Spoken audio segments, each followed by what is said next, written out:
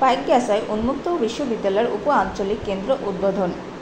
FMA Razzak, Khulna জেলা প্রতিনিধি।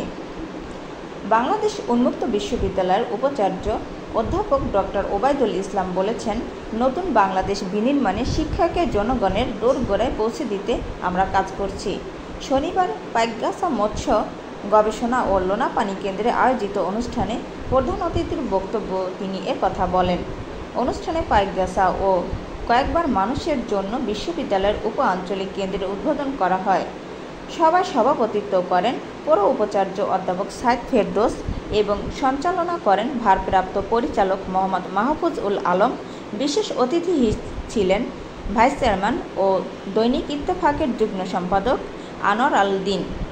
তিনি বলেন, 1992 সালে জাতীয় সংসদে আইন পাশের মাধ্যমে আজীবন শিক্ষার সুযোগ সৃষ্টির লক্ষ্য উন্মুক্ত বিশ্ববিদ্যালয় প্রতিষ্ঠিত হয়।